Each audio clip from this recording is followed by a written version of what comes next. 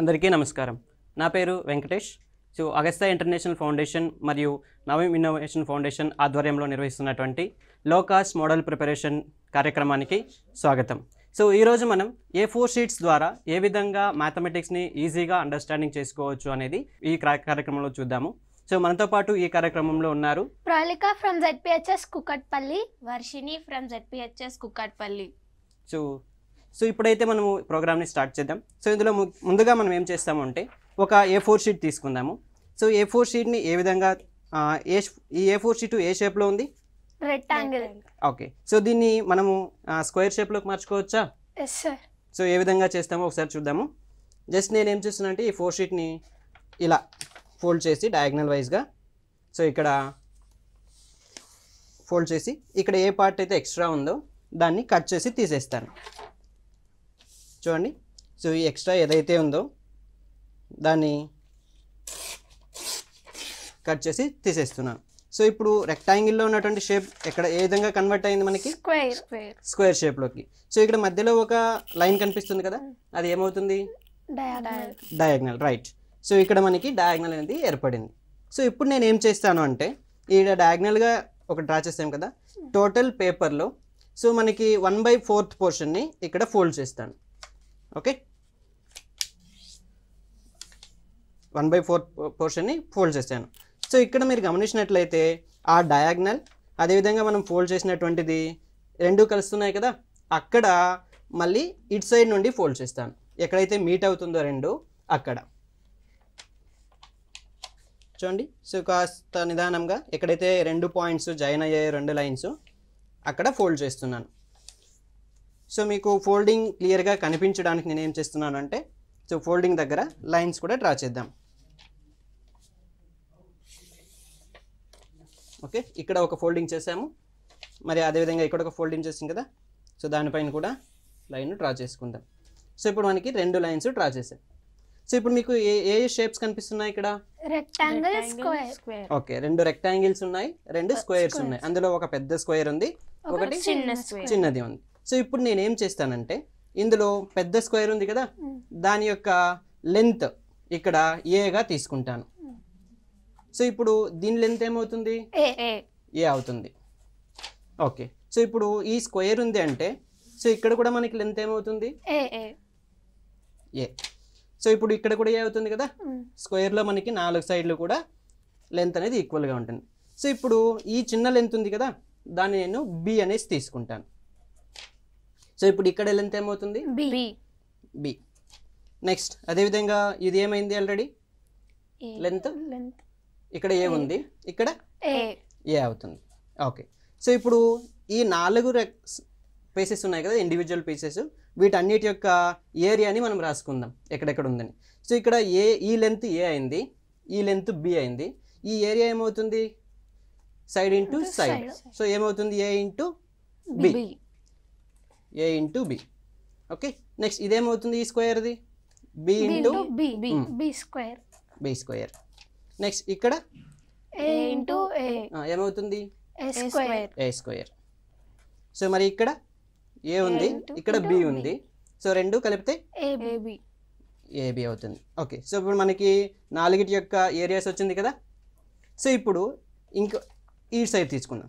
ఈ సైడ్ తీసుకునేసి total area, ఈ పేపర్ ఉంది కదా, టోటల్ లెంత్ కావాలి అంటే మనకి ఇక్కడ ఈ లెంత్ ఏ అయింది, ఈ లెంత్ బి అయింది. ఇప్పుడు మనకి టోటల్ లెంత్ ఏమవుతుంది? ఏ ప్లస్ బి, రెండింటిని కలపాలి కదా. ఇక్కడ టోటల్ లెంత్ తీసుకున్నట్లయితే మనకి ఇక్కడ నుండి ఇక్కడికి ఏ ప్లస్ బి. మరి ఇక్కడ ఈ టోటల్ లెంత్ ఏమవుతుంది? ఇక్కడ బి ఉంది, ఇక్కడ A plus B or B plus A, రెండింటిని కలిపితే సరిపోతుంది. ఇప్పుడు మనకి టోటల్ ఏరియా ఏముంది? ఇక్కడ ఈ సైడ్ ఏ ప్లస్ బి ఉంది, ఇక్కడ కూడా మనకి ఏ ప్లస్ బి ఉంది. టోటల్ అంటే side into side. Side into side అన్నప్పుడు టోటల్ ఏరియా ఏమవుతుంది? A plus B whole square. ఎందుకంటే సైడ్ ఇంటూ సైడ్ కదా, ఏ ప్లస్ బి ఇంటూ ఏ ప్లస్ బి. ఇప్పుడు ఈ టోటల్ ఏరియాని మనం ఎన్ని భాగాలుగా విభజించాము? ఇక్కడ 4. 1 2 3 4. ఈ 4ని కలిపితే మనకి టోటల్ వచ్చేస్తుంది కదా. కలిపి ఒకసారి రాసుకుందామా? సో ఇక్కడ ఏది ఉంది ఫస్ట్ ఒక పెద్ద స్క్వేర్ రాసుకున్నాం ఏ స్క్వేర్ ప్లస్ కలపాలి అంటే మనం ఏం చేయాలి ప్లస్ యూస్ చేయాలి. సో నెక్స్ట్ ఇంకేముంది ఇంకొక స్క్వేర్ ఉంది కదా సో బి స్క్వేర్ రాసుకుందాం. సో ఇంకా ఏమున్నాయి ఇక్కడ ఇక్కడ ఒక ఏబి ఉంది ఇక్కడ ఒక ఇంకొక ఏబి ఉంది. సో రెండు ఏబి రాసేసుకుందాం ఒకేసారి. సో మనకి ఇక్కడ A plus B whole square is equals to A square plus B square plus 2ab. So ఇది మనకి మ్యాథ్స్లో ఒక ఫార్ములా కదా. సో మనం ఫార్ములాని ఏం చేస్తుంటాం ఎక్కువగా బట్టి పడుతుంటాం. సో అలా కాకుండా మనకి ఇలా ఫార్ములాస్ ఏ విధంగా వస్తుంటాయి అనేసి సో ఇక్కడ మనకి జస్ట్ పేపర్ ద్వారా పిల్లలకి ఈజీగా ఎక్స్ప్లెయిన్ చేసుకోవచ్చు. అర్థమైందా ఇది? ఇలాంటిది ఇంకోటి చూద్దామా? ఓకే. సో ఇప్పుడు సో దానికోసం ఇంకో పేపర్ తీసుకున్నాను. సో మళ్ళీ ఇది ఏ షేప్లో ఉంది? సో దీన్ని మళ్ళీ స్క్వేర్లోకి మార్చుకుందామా? ఓకే, స్క్వేర్లోకి మార్చాలంటే మనం ఏం చేయాలి? ఫోల్డ్ చేయాలి. సో ఫోల్డ్ చేసి దీని ఏం చేయాలి? ఎక్స్ట్రా ఉన్నది కట్ చేసేద్దాం.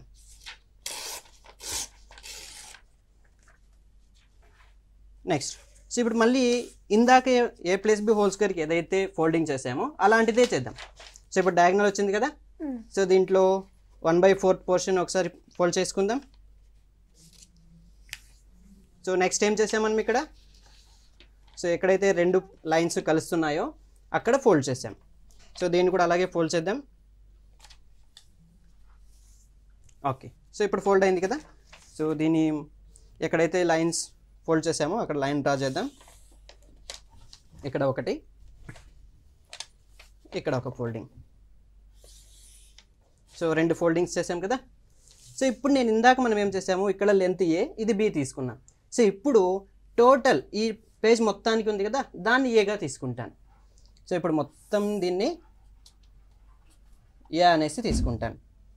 సో ఇప్పుడు నెక్స్ట్ ఈ చిన్నది ఉంది కదా దాన్ని ఇక్కడ నుండి ఇక్కడ వరకు బి అనేసి తీసుకుంటాను. ఇది బి అయితే ఇదేమవుతుంది? బి అవుతుంది. రైట్. సో ఇది కూడా బి అవుతుంది కదా, స్క్వేర్ కాబట్టి మనకి ఇక్కడ కూడా ఇది బి అవుతుంది.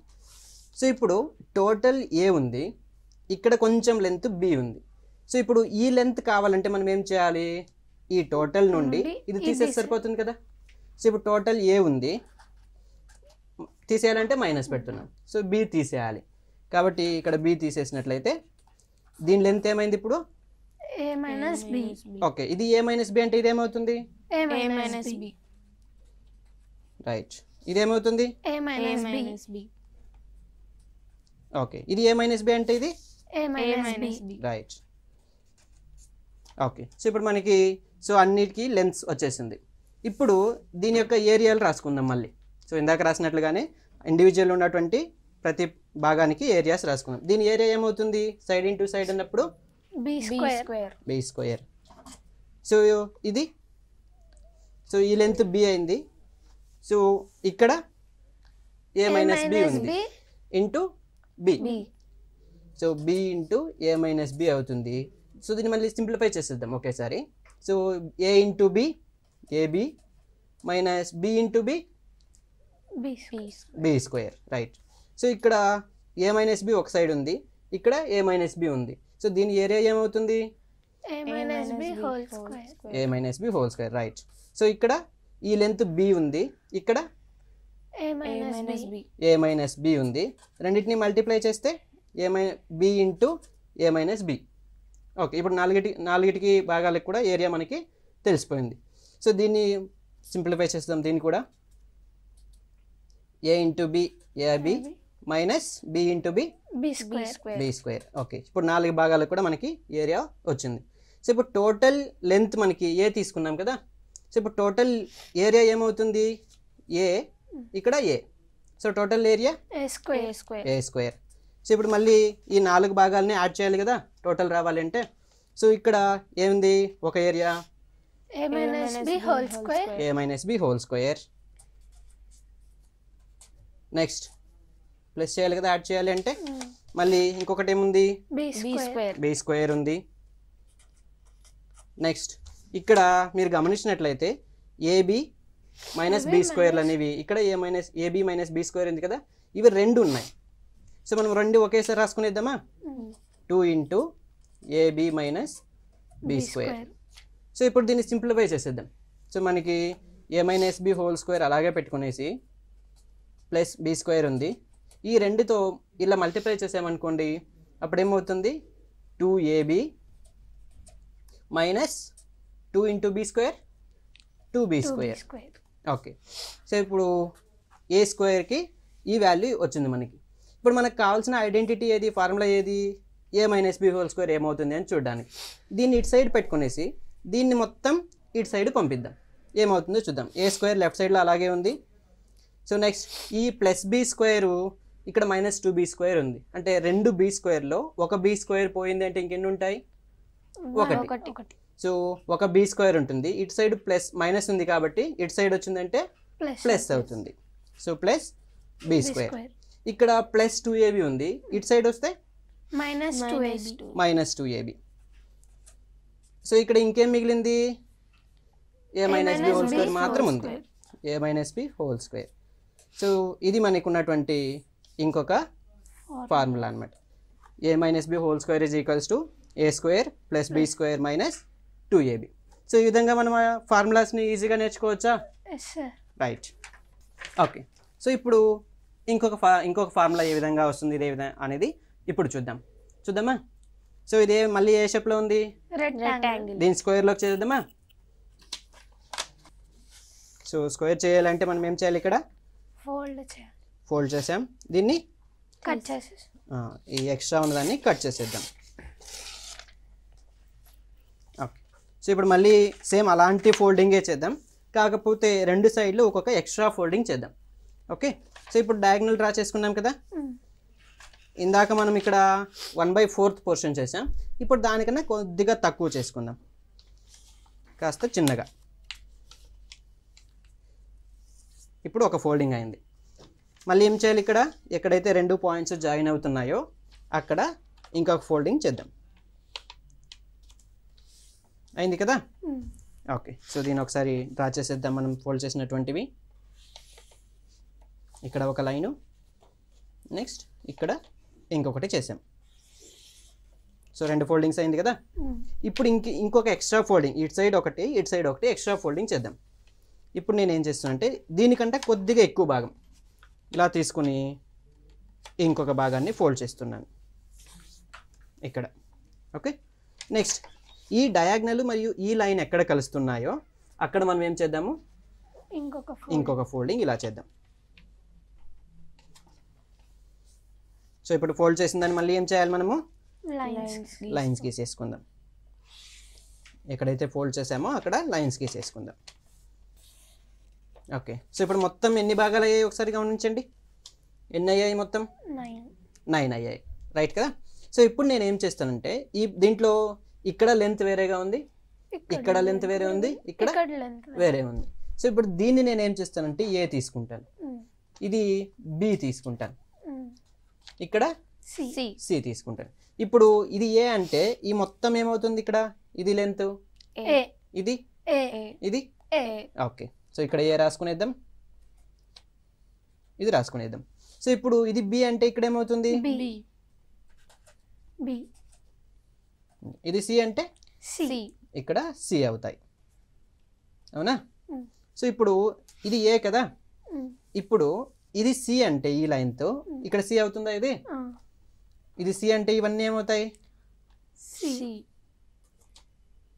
ఓకే, ఇది మనకి ఈ లెంత్ బి అయింది, ఇక్కడ ఈ లెంత్ అన్నీ ఏమవుతుంది? ఇక్కడ బి అవుతాయి, రైట్.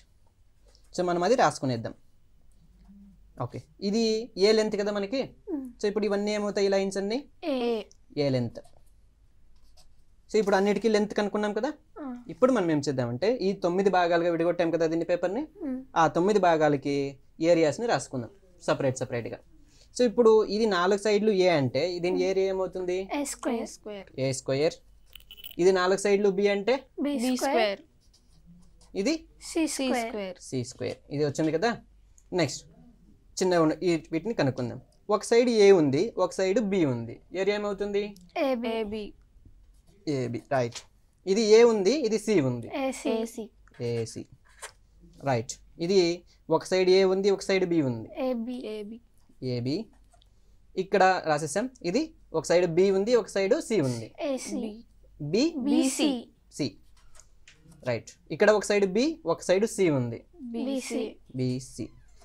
నెక్స్ట్ ఇక్కడ ఒక సైడ్ ఏ, ఒక సైడ్ సి. ఏసి. సో ఇప్పుడు మనకు వచ్చినాయి కదా 9కి. ఇప్పుడు టోటల్ ఏరియా, ఈ మొత్తం పేపర్ యొక్క ఏరియా ఏమవుతుంది? A plus B plus C.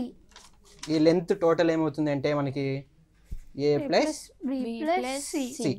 So area కావాలంటే ఈ side A plus B plus C, ఈ side A plus B plus C. Area ఏమవుతుంది అప్పుడు? Whole square. ఓకే. సో ఇప్పుడు మనం టోటల్ ఏరియా కనుక్కున్నాం. దాన్ని మనం ఏం చేయాలి? ఈ 9 భాగాల్ని యాడ్ చేసేయాలి. సో ఒకటి ఏముంది ఇక్కడ? ఇంకొకటి సో ఈ మూడింటిని యాడ్ చేద్దాం. First A square plus plus C square. 3 రాసుకున్నామా? ఇంకా ఉన్నాయి కదా మనకి దగ్గరగా. ఈ 3 మాత్రమే అయ్యాయి, ఇంకా 6 ఉన్నాయి. సో ఇక్కడ ఒక్క ఏబి ఉంది, ఇక్కడ ఇంకొకటి ఉంది కదా. 2 ఏబీలు రాసుకునేద్దాం ఒకేసారి. ప్లస్ 2 ఏబీలు. నెక్స్ట్ ఇక్కడ గమనించినట్లయితే ఇక్కడ ఒక బీసీ ఉంది, ఇక్కడ బీసీ ఉంది. 2 ఉన్నాయి కదా. సో ఇక్కడ ఏం రాసుకోవాలి మనము? 2BC ప్లస్ ఇక్కడ మళ్ళీ ఇక్కడ ఒక ఏసీ ఉంది, ఇక్కడ ఒక ఏసీ ఉంది. So 2 రాసుకోవాలంటే 2AC. సో మనకి ఇది ఇంకొక ఫార్ములా అనమాట, మ్యాథ్స్లో ఉన్నటువంటి ఇంకొక formula. A plus B plus C whole square ఏమవుతుందంటే A square plus B square plus C square plus 2AB plus 2BC plus 2AC. So ఇది అర్థమైంది కదా. సో ఈ విధంగా మనము మ్యాథమెటిక్స్లో ఉన్నటువంటి ఫార్ములాస్ని జస్ట్ పేపర్స్ ద్వారా తెలుసుకోవచ్చు. అర్థమైందా? ఈజీనా? రైట్. సో నెక్స్ట్ ఇదే పేపర్స్ ద్వారా మ్యాథమెటిక్స్ని ఇంకా సింపుల్గా ఏ విధంగా నేర్చుకోవచ్చు అనేది ఇంకొకసారి చూద్దాం. సో ఇప్పుడు మన దగ్గర ఒక పేపర్ ఉంది కదా. సో మీరు చిన్నప్పుడు పేపర్ పడవలతో ఆడుకున్నారా? చేయడం వచ్చా? చేస్తారా? ఒకటి చేయండి ఒకసారి. సో మీతో పాటు నేను చేస్తాను. ఒక పేపర్ పడవ చేయండి. సో పేపర్ పడవ చేయాలంటే ఫస్ట్ ఏం చేయాలి? మనము ఫోల్డ్ చేసి దాన్ని మళ్ళీ స్క్వేర్ షేప్లోకి మార్చుకోవాలి. ఈ ఎక్స్ట్రా ఉన్నదాన్ని తీసేస్తే మనకి స్క్వేర్ అవుతుంది కదా. సో దీన్ని ఎక్స్ట్రా ఉన్నది తీసేసి దీన్ని స్క్వేర్ పేపర్లోకి మార్చుకుందాం. స్క్వేర్లోకి మార్చుకునేసేయండి. అయింది కదా. ఇప్పుడు దీన్ని పడవ చేయాలంటే ఏం చేస్తారు? ఫోల్డ్ చేయండి. సో ఒక పేపర్ పడవని తయారు చేసేసేయండి. ఈ ఫోల్డింగ్ ద్వారా చేసి పేపర్ పడవని మనం తయారు చేసుకునేద్దాం.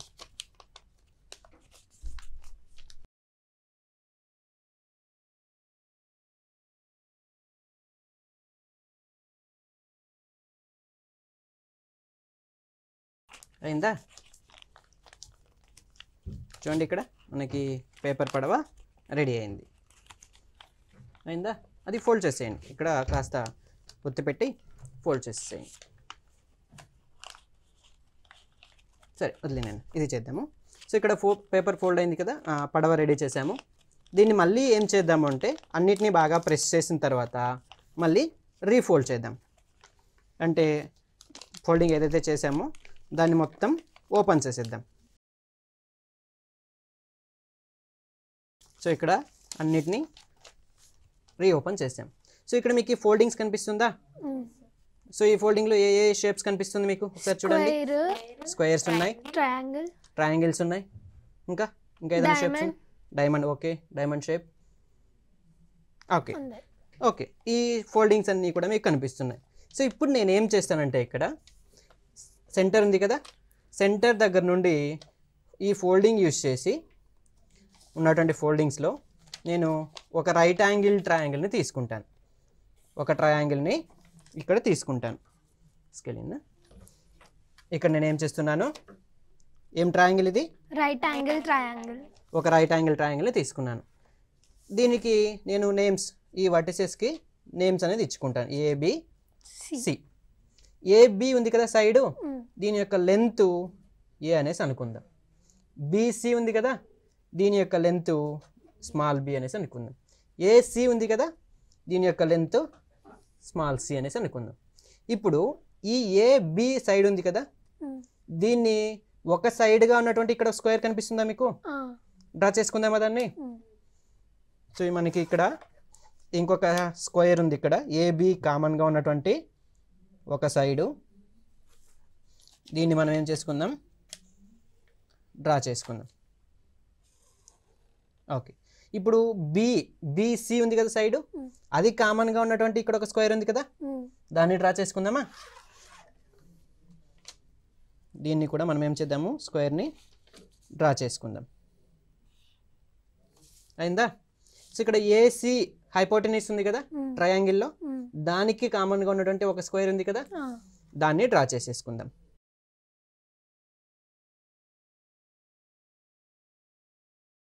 వచ్చిందా? ఇప్పుడు ఇది ఏ అంటే ఈ స్క్వేర్ ఏరియా ఏమవుతుంది? రైట్. ఇది బి, ఇది రైట్, సి స్క్వేర్. ఇప్పుడు మనం ఏం చేద్దామంటే ఈ ఏ స్క్వేర్ ఉంది కదా, ఏ స్క్వేర్ని కట్ చేద్దాం. ఇక్కడ బి ఉంది కదా, దాన్ని సిజర్ యూస్ చేసి కట్ చేసేద్దాం. సో చేస్తారా? సరే చేస్తానండి. సో ఇక్కడ ఏ స్క్వేర్ని మళ్ళీ బి స్క్వేర్ని కట్ చేసేద్దాం. మనం ఏది కట్ చేస్తున్నాం ఇక్కడ? ఇప్పుడు బి స్క్వేర్ కట్ చేస్తున్నాం. కట్ అయింది కదా. నెక్స్ట్ ఇక్కడ ఇంకేముంది? ఏ స్క్వేర్, దాన్ని కట్ చేసేద్దామా? సో మనం ఏమేం కట్ చేస్తున్నాం ఇప్పుడు? ఏ స్క్వేర్ ఒకటి, బి స్క్వేర్ ఒకటి, రెండు కట్ చేసుకున్నామా? మనకి ఈ మధ్యలో మళ్ళీ ఫోల్డింగ్ కనిపిస్తుంది చూడండి, దాన్ని కట్ చేద్దాం ఒకసారి. మనం ఏ స్క్వేర్ని ఇప్పుడు ఏం చేస్తున్నాము? రెండు భాగాలు చేస్తున్నాం. రెండు అయిందా? నెక్స్ట్ బి స్క్వేర్ని రెండు భాగాలు చేసేద్దామా? ఇప్పుడు ఏ స్క్వేర్ని బి స్క్వేర్ని రెండు భాగాలకు కట్ చేస్తాం. దీన్ని మనం ఏం చేద్దామంటే ఇక్కడ మనకి ఇంకొక స్క్వేర్ ఉంది కదా, దానిపైన తీసుకెళ్ళి అరేంజ్ చేద్దాం. ఇక్కడ చూడండి, ఇక్కడ ఒక స్క్వేర్ ట్రయాంగిల్ పెట్టాను, ఇక్కడ ఇంకొక ట్రయాంగిల్, రైట్, ఇక్కడ ఇంకొకటి, ఇక్కడ ఇంకొకటి. ఇప్పుడు ఈ 4 పెట్టిన తర్వాత మీకు ఏ విధంగా ఉంది? ఇది స్క్వేర్ లాగా ఉంది. కరెక్ట్గా ఆ సి స్క్వేర్ పైన సరిపోయిందా? ఏదైనా గ్యాప్ ఉందా? నో. సో కరెక్ట్గా దానిపైన సరిపోయింది. ఇప్పుడు మనం ఏదేది పెట్టాము ఇక్కడ?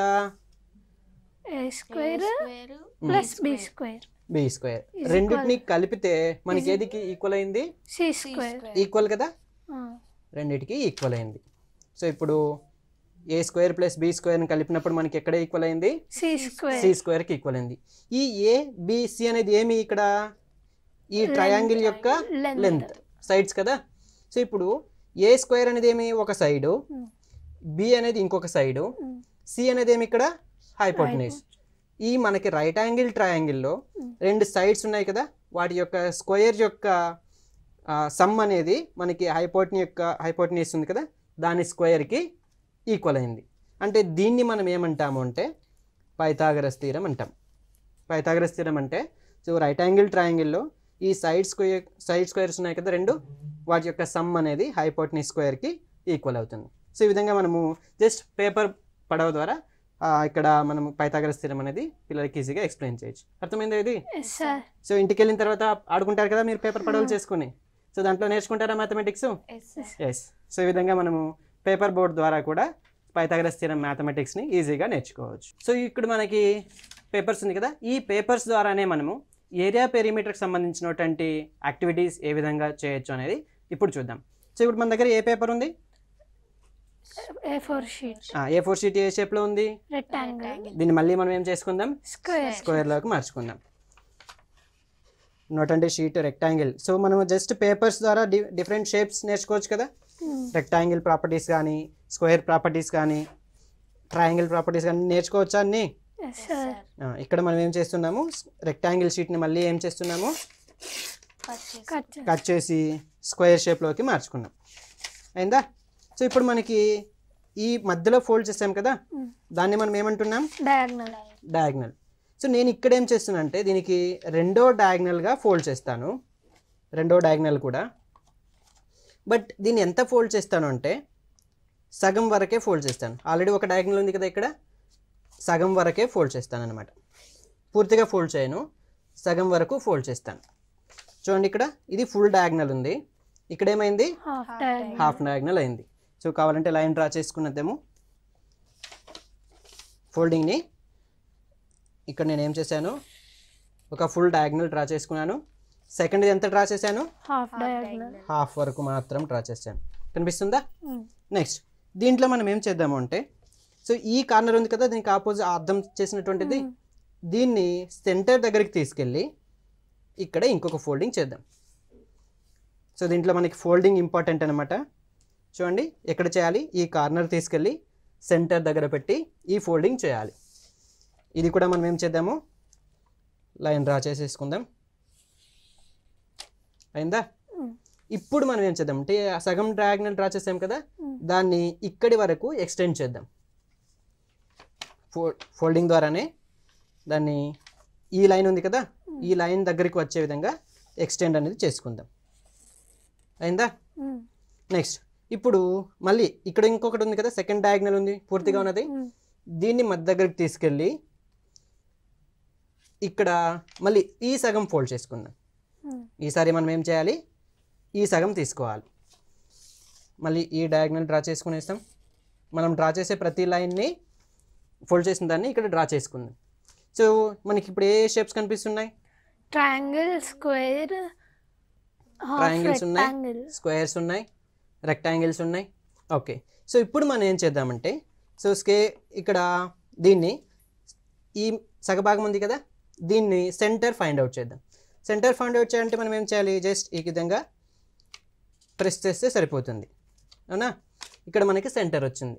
ఇప్పుడు ఈ సగ భాగాన్ని ఇక్కడ క్రాస్ అయింది కదా, ఈ పాయింట్ దగ్గర ఇది ఫోల్డ్ చేద్దాం.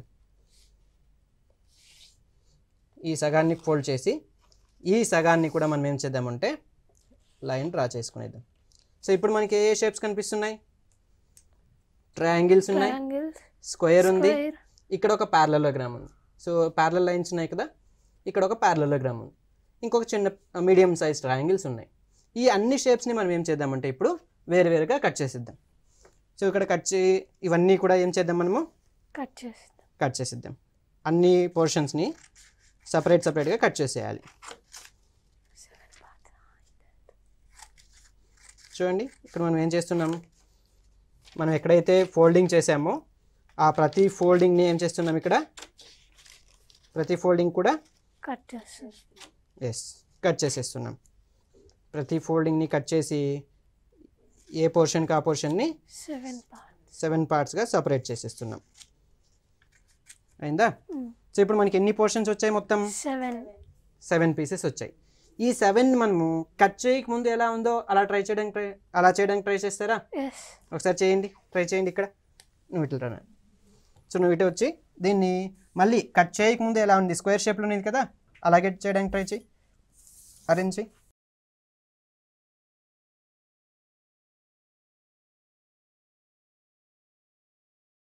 మనకి కట్ చేయకముందు ఎలా ఉన్నిందో అలాగే రావాలి స్క్వేర్ షేప్లోకి.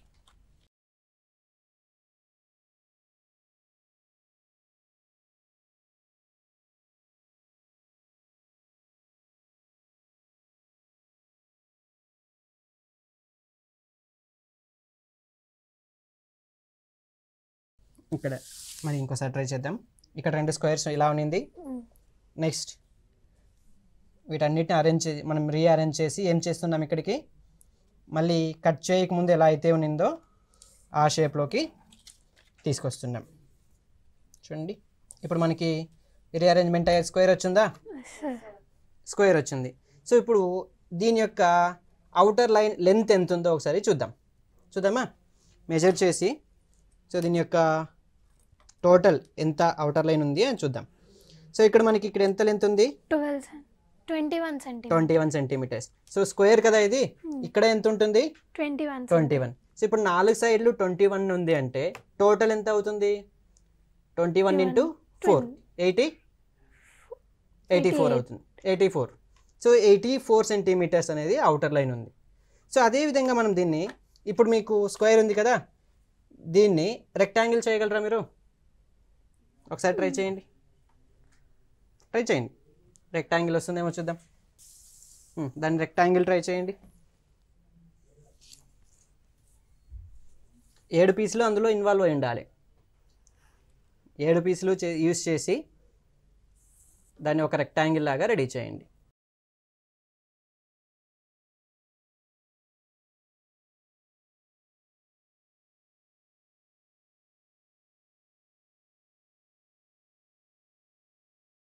సో మనకి పర్ఫెక్ట్ రెక్టాంగిల్ వచ్చి ఉండాలి. వచ్చిందా? ఓకే. సో ఇక్కడ ఒకసారి ట్రై చేస్తాను నేను. సో మనం ఇందాక స్క్వేర్ చేసాం కదా, అలాగే ఇంకోసారి స్క్వేరే చేద్దాం. ఫస్ట్ దాన్ని రెక్టాంగిల్లోకి ఏ విధంగా కన్వర్ట్ చేయాలి అనేసి ఒకసారి చూద్దాం. ఇప్పుడు మనకి స్క్వేర్ ఫామ్ అయిందా? స్క్వేర్ వచ్చింది కదా. ఈ స్క్వేర్ని నేను ఏం చేస్తున్నానంటే, ఈ పెద్ద పోర్షన్స్ ఉన్నాయి కదా, ఈ పెద్ద పోర్షన్స్ని ఈ రెండింటిని తీసుకొచ్చి ఇక్కడ ఒకటి పెడుతున్నాను. ఏమైంది? ఇది రెక్టాంగిల్ అయిపోయిందా? జస్ట్ ఉన్నటువంటి ఈ విధంగా ఉన్నటువంటి స్క్వేర్స్ని, ఈ విధంగా స్క్వేర్ ఉన్నది మనకి, ఈ 2 పీసెస్ని తీసుకొచ్చి ఇక్కడ ఒకటి జాయిన్ చేశాను, ఇక్కడ ఒకటి జాయిన్ చేశాను. ఏమైంది? ఇప్పుడు ఇది రెక్టాంగిల్ అయిపోయింది. ఇప్పుడు దీన్ని అవుటర్ లైన్ ఎన్ని సెంటీమీటర్ ఉందో చూద్దామా? ఒకసారి మెజర్ చేసుకుందాం ఇక్కడ. సో ఇక్కడ ఎంత ఉంది? 29. సో ఇక్కడ ఎంత ఉంటుంది అప్పుడు? 29 ఎంత అవుతుంది? 58. సో ఇక్కడ 58 సెంటీమీటర్స్ అయింది. నెక్స్ట్ ఇది ఎంత ఉంది? ఇక్కడ 15 సెంటీమీటర్స్. ఇక్కడ 15 సెంటీమీటర్స్ అంటే ఇక్కడ 15 సెంటీమీటర్స్. సో రెండింటి కలిపితే 30 సెంటీమీటర్స్. సో ఇక్కడ 30 ఉంది ఈ 2 లైన్లు కలిపితే. సో ఇక్కడ ఇది ప్లస్ ఇది 58. సో టోటల్ ఎంత అయింది మనకి?